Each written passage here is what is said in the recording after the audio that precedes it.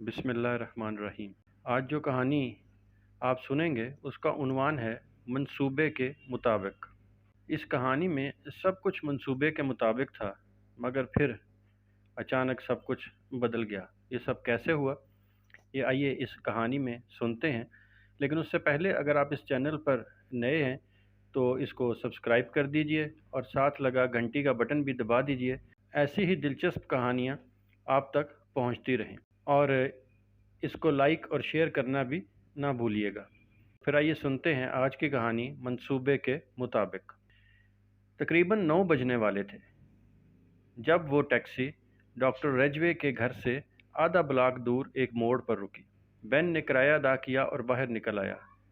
चेहरा छुपाने की कोशिश में उसने अपना हैट आंखों तक झुका रखा था। ये हैट उसके सर के साइज से 2 गुना छोटा था और ये कमाल ही था कि वो उसको अपने सर पर जमाने में कामयाब हो पा रहा था। जब टैक्सी नज़रों से ओझल हो गई तो बेन ने अपनी टाई दुरुस्त की, कोट झाड़ा और सर पर हैट को फिर से जमाया। फरार होते हुए ये सब चीज़ें उसने जेल के बरामदे में एक आदमी से छीनी थी। हैट के मुकाबले में सूट कदरे फिट था। बेन को इस रंग का सूट कभी भी पसंद नहीं रहा था। वो हमेशा से खुश लिबास मशहूर था और अपने पसंदीदा रंगों को तरजीह देता था। उसे उम्मीद थी कि जेल के बरामदे में वो शख्स अभी तक बेहोश पड़ा होगा। अगर उसे होश आ गया और उसने अपने मुंह में ठुसे कपड़े को निकाल कर गला फाड़ कर चिल्लाना शुरू कर दिया, बेन का सारा प्लान चौपट हो सकता था। ये एक उम्दा और मुकम्मल प्लान था जिसे बेन ने लॉस एंजलिस की काउंटी जेल में आखिरी शक्ल दी थी। इसमें उसे कुछ वक्त ज़रूर लगा था, क्योंकि जब बेन को यहाँ लाया गया तो वो ज़हनी तौर पर पागलपन की इब्तदाई हालत में था। अब इस वक्त जब वो तेज़ तेज़ कदम उठाता डॉक्टर रेजवे के घर की तरफ जा रहा था तो वो अपने इस मंसूबे के मुतल्लिक मुकम्मल पुरउम्मीद था। हो सकता है वो आदमी जिसके कपड़े बेन ने छीने थे होश में आ जाए और जेल का अलार्म बज उठे। हो सकता है आज डॉक्टर अपना मामूल बदल दे। ये सब हो सकता है बेन के लिए तबाहकुन साबित हो सकता था और वो अपनी मंजिल से दूर हो सकता था। उसका इंतकाम अधूरा रह जाता और वो इस शहर में शायद ही कहीं पनाहगाह तलाश करने में कामयाब हो पाता। लेकिन किस्मत की देवी उस पर पूरी तरह मेहरबान थी। डॉक्टर की ब्लैक सेडान घर के दरवाजे के सामने खड़ी थी और अभी सिर्फ 9:20 हुए थे। बेन ने मुख्तात अंदाज में गिरदोपेश का जायज़ा लिया और फिर आहिस्तगी से कार का पिछला दरवाज़ा खोलकर अंदर रेंग गया। उसे अपना भारी भरकम जिस्म समेटने में खासी दुश्वारी का सामना करना पड़ा। ताहम उसने अपने आप को किसी न किसी तरह सीटों के दरमियान अच्छी तरह छुपा ही लिया। वहाँ जगह बहुत कम थी, लेकिन जो कामयाबी उसे बिल्कुल सामने नज़र आ रही थी, ये थोड़ी सी तकलीफ उसके मुकाबले में कुछ माने नहीं रखती थी। 5 मिनट बाद ही उसकी कमर और कंधे बुरी तरह दुखने लगे थे। वो डॉक्टर के मुतल्लिक सोचने लगा ताकि इस तकलीफ से छुटकारा हासिल कर सके। वो ज़ख्म के इस निशान के मुतल्लिक सोच कर खुश हो रहा था जो उसने गुज़श्ता हमले में डॉक्टर के चेहरे पर छोड़ा था। खूबसूरत चेहरा हमेशा से बेन की कमज़ोरी रहा था। घर का दरवाज़ा चरचराया। बेन अपनी जगह मुंजमद हो गया। कदमों की आवाज़ कार तक आई। बजाय गला खुश्क होने के, बेन को इत्मीनान की लहर महसूस हुई। हर चीज़ उसके मंसूबे के मुताबिक थी।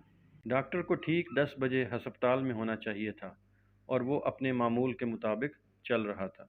कार का अगला दरवाज़ा खुला और उसने डॉक्टर के अंदर बैठने की आवाज़ सुनी। डॉक्टर ने एक गहरी सांस ली। कार स्टार्ट हुई। गियर बदलने की आवाज़ आई और फिर कार एक झटके से आगे बढ़ गई। बेन का रुखसार फर्श पर बुरी तरह रगड़ा गया। बेन ने उठने से पहले आहिस्ता आहिस्ता 20 तक गिनती गिनी। फिर उसने अपने आप को कोशिश करके इतना ऊपर उठाया कि वो डॉक्टर के सर के पिछले हिस्से को देख सकता था, जो हैट के बगैर था। डॉक्टर के घुंघराले बाल सफ़ेदी माइल थे।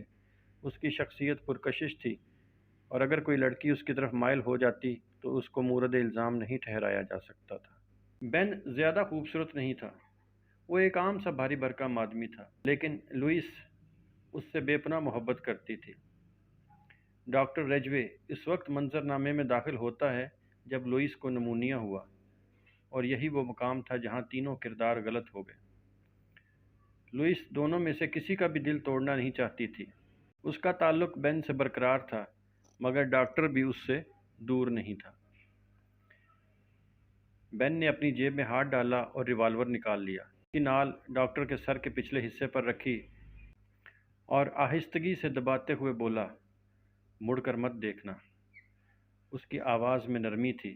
سیدھے چلتے رہو، اگلے موڑ سے دائیں مڑ جانا۔ ڈاکٹر کا جسم ایک دم تن گیا۔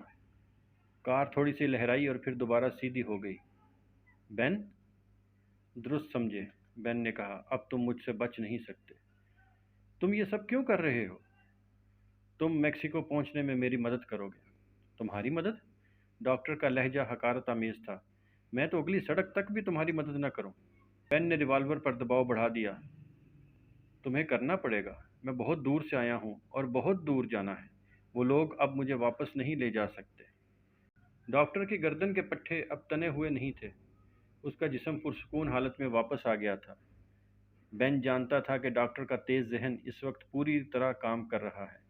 اسے بے چینی سے محسوس ہونے لگی، مگر وہ پریشان نہیں تھا کیونکہ وہ اس ساری صورتحال کے لیے پہلے سے تیار تھا۔ اب اگر تم دوبارہ ان کے ہاتھ آ گئے، وہ تمہیں دوہری سزا دیں گے، رجوے پرسکون انداز میں بولا۔ دیکھو بین، مجھے جانے دو۔ میری کار لے لو اور اس میں فرار ہو جاؤ۔ تم پہلے بھی ایک دفعہ مجھے مارنے کی کوشش کر چکے ہو۔ بکواس بند کرو، بین نے دانت کچکچائے۔ یہاں سے دائیں مڑ جاؤ۔ کار لہرائی اور پھر جنوب کی طرف جانے والی ٹریفک کا حصہ بن گئی۔ صرف ایک غلط حرکت، اس کے بعد تم نہیں بچو گے، بین نے خبردار کیا۔ آخر تم چاہتے کیا ہو؟ تم نہیں سمجھ سکتے۔ کار تھوڑی دیر تک ہموار سڑک پر دوڑتی رہی۔ پھر ڈاکٹر نے ایک اور کوشش کی۔ بین، اگر تم اب بھی لوئس کے لیے پریشان ہو تو اسے بھول جاؤ۔ تم اسے ہمیشہ کے لیے کھو چکے ہو۔ اس کی آواز تلخ ہو گئی۔ میں بھی اسے کھو چکا ہوں۔ وہ صرف ایک تخیل تھا، پاگل پن تھا۔ اس نے تمہیں جنونی بنا دیا۔ میں تمہیں الزام نہیں دیتا، لیکن بین، وہ تو ایک مشین کی طرح بالکل بے حس ہے۔ اسے بھول جاؤ بین۔ تم اپنی زبان بند رکھو، اس کا کوئی فائدہ نہیں، بین نے کہا، پھر سڑک پر دیکھتے ہوئے بولا، یہاں سے دائیں مڑو، لیک روڈ پر چلو، ایئرپورٹ کے قریب۔ ڈاکٹر رجوے نے کار کی رفتار آہستہ کر لی۔ دائیں طرف مڑنے والی سڑک نسبتاً تاریک تھی۔ بین، ڈاکٹر بولا، اس کی آواز میں پہلی دفعہ خوف کی لرزش محسوس ہوئی۔ تم اپنے ہوش میں نہیں ہو۔ میں تمہیں کچھ بتانا چاہتا ہوں۔ تم بہت بڑی غلطی کر رہے ہو بین۔ باتیں ساری ختم ہو چکی، بین غرایا۔ چلتے رہو۔ تم سمجھ نہیں پا رہے ہو، تم لوئس کی خاطر کیوں خطرہ مول لے رہے ہو؟ اب اس کا کوئی فائدہ نہیں۔ میری بات سنو بین۔ بین نے ریوالور کا دستہ لہرایا اور اسے نہایت عمدگی سے ٹھیک نشانے پر ڈاکٹر رجوے کی کھوپڑی پر جما دیا۔ بلیک سیڈان تاریک سڑک پر گھنے درختوں کے اندر گم ہو گئی۔ سگنل ہل کے قریب بین ہائی وے پر مڑا۔ سین ڈیاگو جانے والی سڑک اس کے سامنے کھلی پڑی تھی۔ وہاں سے سرحد پار کر کے وہ میکسیکو پہنچ جاتا۔ اس نے اپنے گرے سوٹ کی اس جیب کو تھپتھپا کر اپنا اطمینان کیا جہاں رجوے کا پرس اس کے تمام شناختی کاغذات سمیت محفوظ تھا۔ ایک نظر گاڑی کے رجسٹریشن کارڈ پر ڈالی جو سامنے ہی اسٹیئرنگ کے پیچھے لٹکا ہوا تھا۔ بین مسکرایا۔ ڈاکٹر کے بھیس میں وہ قدرے اطمینان محسوس کر رہا تھا۔ اس نے وہ لمحہ یاد کر کے اطمینان اور خوشی کی ایک لہر اپنے جسم میں چلتی محسوس کی کہ اس کی پہلی گولی کے ساتھ ڈاکٹر رجوے کے چہرے پر کیسا خوف ابھرا تھا۔ سامنے پولیس کی 2 کاروں نے راستہ روک رکھا تھا۔ بین نے ایک گہری سانس لی، کار کی رفتار آہستہ کر دی۔ سب کچھ اس کے توقع اور پلان کے عین مطابق تھا۔ کسی کو تلاش کر رہے ہو آفیسر؟ اس نے پولیس والے سے پوچھا جو اس کے کار کی کھڑکی پر جھکا ہوا تھا۔ تم ٹھیک سمجھے ہو۔ بین کے لیے اپنا کہکہا روکنا مشکل ہو رہا تھا۔ وہ اچھی طرح جانتا تھا کہ پولیس والے کس کو تلاش کر رہے ہیں، اور جب انہیں ڈاکٹر رجوے کی لاش ملے گی تو وہ اس سے زیادہ شدت سے اسے تلاش کریں گے، لیکن اس وقت تک وہ میکسیکو کی بھیڑ میں گم ہو چکا ہوگا۔ تمہارا نام؟ پولیس والے نے پوچھا۔ رجوے، بین نے پرسکون انداز میں جواب دیا۔ ڈاکٹر ایمبری رجوے۔ یہ رہا میرا کارڈ۔ پولیس والے نے کارڈ اٹھایا، اس کو دیکھا، پھر اس کے ہاتھ پر واپس رکھ دیا۔ بین نے ڈاکٹر کا ڈرائیونگ لائسنس اور انشورنس شناختی کارڈ نکالا اور اسے پولیس آفیسر کے چہرے کے سامنے لہرایا۔ پولیس والے نے ان پر ایک گہری نگاہ ڈالی۔ کافی ہے؟ بین نے پوچھا۔ ہاں ڈاکٹر، پولیس والے نے سر ہلا دیا۔ اب میں آپ کی اور کیا مدد کر سکتا ہوں؟ بین نے پوچھا۔ کیا کوئی حادثہ ہوا ہے؟ نہیں، پولیس والے نے کہا، ابھی نہیں۔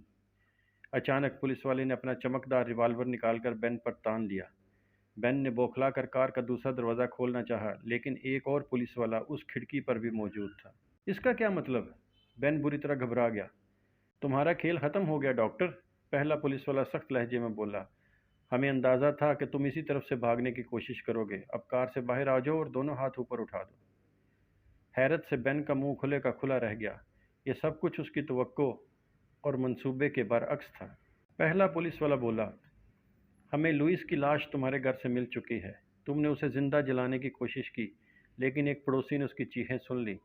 बेशक वो औरत अच्छी नहीं थी, लेकिन डॉक्टर, तुम्हें उसको कत्ल करने का कोई हक नहीं था। अब तुम अपने दोनों हाथ सर पर रखो, बाहर निकल आओ। तुम बच नहीं सकते।